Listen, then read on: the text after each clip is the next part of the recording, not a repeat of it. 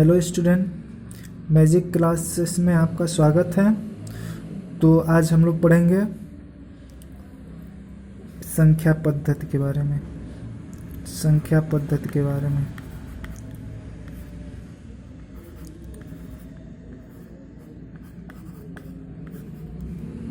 Number system, जिसको English में हम नंबर सिस्टम कहते हैं। नंबर सिस्टम कहते हैं। तो संख्या पद्धति जो होता है वो तीन टाइप का होता है। संख्या पद्धति तीन प्रकार का होता है।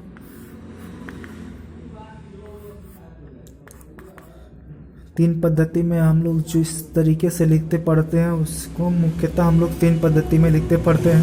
पहला तो होता है हम लोग का Hindu Arabic number system. Hindu Arabic number system.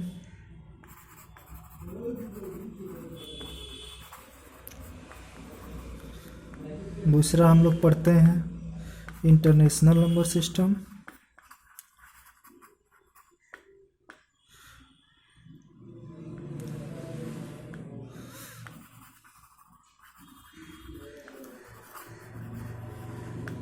तीसरा हम लोग पढ़ते हैं रोमन सिस्टम। Roman system.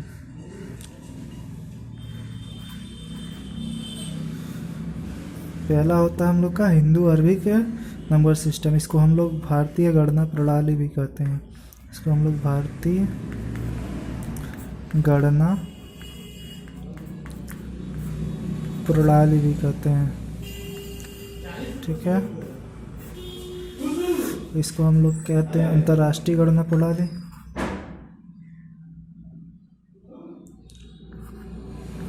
अंतर्राष्ट्रीय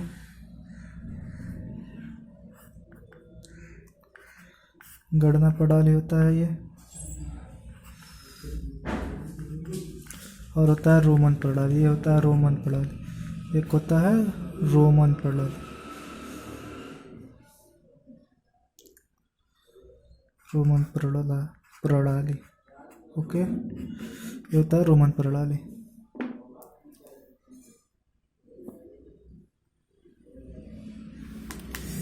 अब देखिए भारतीय गणना प्रणाली क्या होता है। भारतीय गणना प्रणाली क्या होता है। Hindu Arabic number system. Hindu Arabic number system. Hindu Arabic number system क्या होता है। देखिए हिंदू अरबिक नंबर सिस्टम को आप भारतीय गणना प्रणाली भी कहते हैं। भारतीय गणना प्रणाली।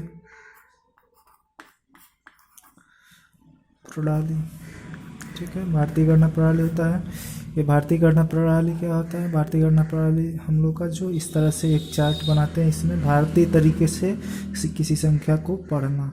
ठीक है, जैसे कि हम लोग का दे दिया 2652। ठीक है, इसको भारतीय तरीके से कैसे पढ़ेंगे, तो इसको पढ़ेंगे 2652। ठीक है, कोई भी संख्या लिखी हो उसको भारतीय तरीके से पढ़ना।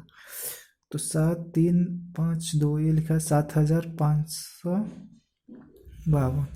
ठीक है, और इसको अब हिंदू अरबिक नंबर सिस्टम के चार्ट में कैसे दर्शाते हैं, तो ये होता है हम लोग का इस तरह से बनाते हैं एक चार्ट। इकाई, इसको इंग्लिश में वंस बोलते हैं। दहाई, इसको इंग्लिश में टेंस। सैकड़ा होता है 100 होता है इंग्लिश में। एच से रिप्रेजेंट करते हैं। 1000 होता है हिंदी में, इसको 1000। 10,000 होता है। 10,000 होता है 10,000। लाख होता है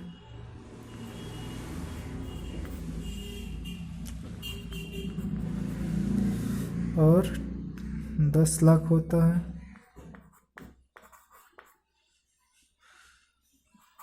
और करोड़ भी होता है इसी तरह से। करोड़ 10 करोड़, अरब 10 अरब आदि पढ़ते हैं। ठीक है, चलिए देखिए। तो इसमें जो होता है भारतीय गणना प्रणाली में जो अंक होता है, इसमें हम लोग 3 का एक साथ लेते हैं। 3 का एक पीरियड बनता है। 3 का एक पीरियड बनता है। एक आवर्त 3 सबसे पहले 3 का बनता है। इकाई, दहाई, सैकड़ा का एक आवर्त बन जाता है। और दूसरा आवर्त 1000 10,000 का। तीसरा लाख 10 लाख का। और चौथा करोड़। 10 करोड़ इस तरह से बनता है। तो पहले आवर्त में, पहले पीरियड में 1, 10 एंड 100 आते हैं, इकाई है सैकड़ा आता है। सेकेंड पीरियड में यहाँ पे कामा लगाने के बाद से सेकेंड पीरियड में आता है 1000, 10,000।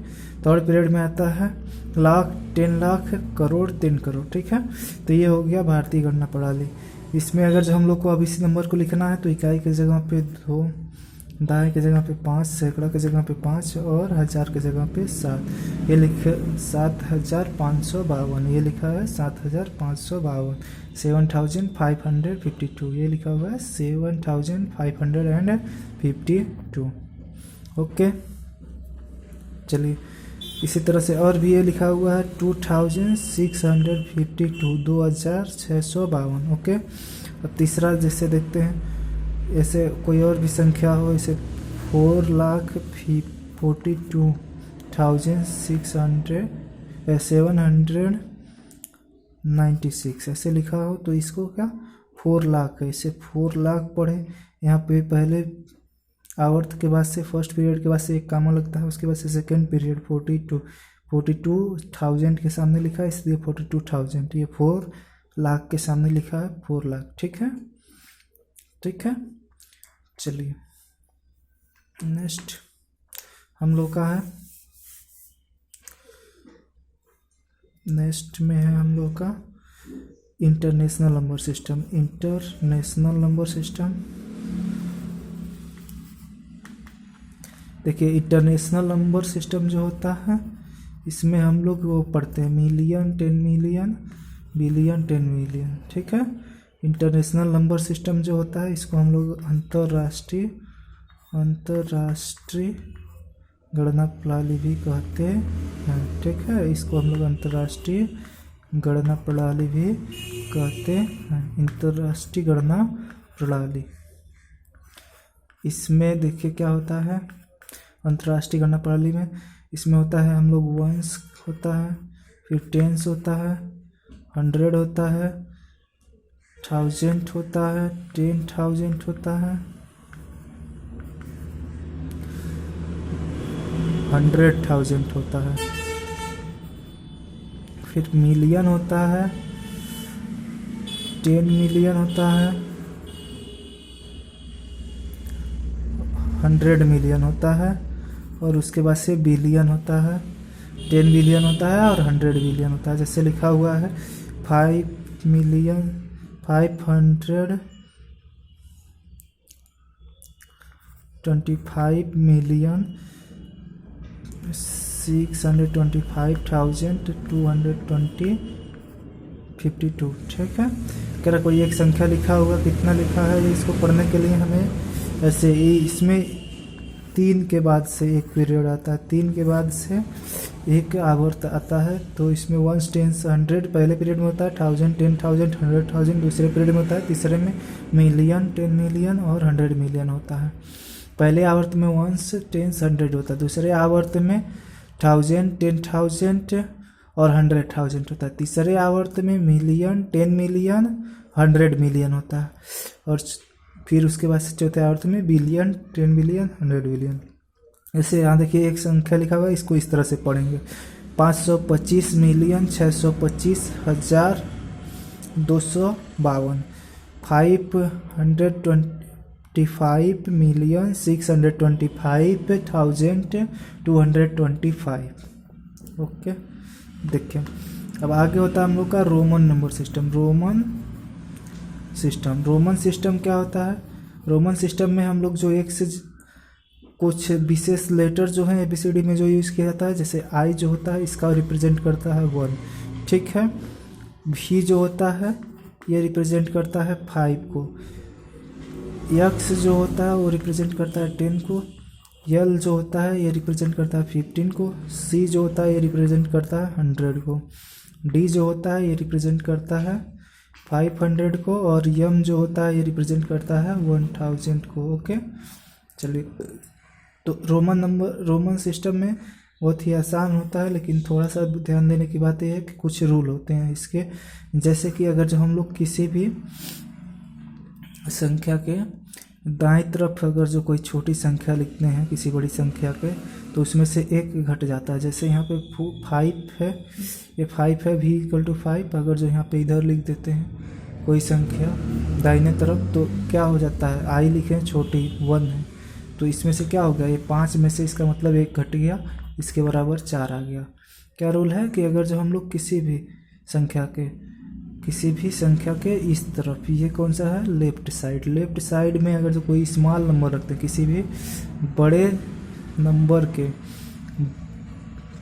बड़े नंबर के लेफ्ट साइड में स्मॉल नंबर रखते हैं, तो ये जो होगा 1 माइनस हो जाएगा। स्मॉल नंबर जो होगा बिग नंबर में से, जो ग्रेटर नंबर में से, उसका 1 वैल्यू माइनस हो जाएगा। ठीक है, जैसे कि यहाँ पे इसका वैल्यू 5 है v का, और i का 1 है, तो 5 के वैल्यू में से 5 में से 1 को घटा दिए, v के वैल्यू में से i का वैल्यू घटा दिए, तो 4 आ गया। ठीक है, इसी तरह से अगर जो हम लोग यहाँ पे यक्स लिखते हैं, ठीक ना, तो राइट साइड में जो इधर लिखे हुए हैं हम लोग यक्स, इसको क्या करते हैं, 10 मानते हैं, और इसमें से ये जो लिखा हुआ है हम लोग का लेफ्ट साइड में i, इसमें से इसका मान घटा देते हैं, बच जाता है 9। तो ये होता है रूल नंबर फर्स्ट की, मतलब छोटी संख्या पहले लिखी हो और बाद में बड़ी संख्या लिखी हो, तो बड़ी संख्या से छोटी संख्या का मान घट जाता है। ठीक है, चलिए दूसरा रूल होता है कि अगर जो कोई भी बड़ी संख्या जो है वो पहले लिखी हुई है और उसके बाद से छोटी संख्या लिखी हुई है, तो छोटी संख्या का मान बड़ी संख्या में जुड़ जाता है। ठीक है, जैसे यहाँ पे भी अगर जो c लिखा हुआ है, अगर जो हमें ऐसे लिखा है यल यक्स, तो यहाँ पे क्या होगा, यल में 50 में 10 को जोड़ देना है, यानी कि ये 60 हो गया। ठीक है, ऐसे ही c यक्स लिखा है, तो इसका मतलब 100 में 10 को जोड़ देना है। ठीक है, 100 में 10 को जोड़ देना है, 110 हो जाएगा। इसी तरह से हम लोग इसको करते हैं। Please like and share our videos, subscribe our channel for more videos. Thank you.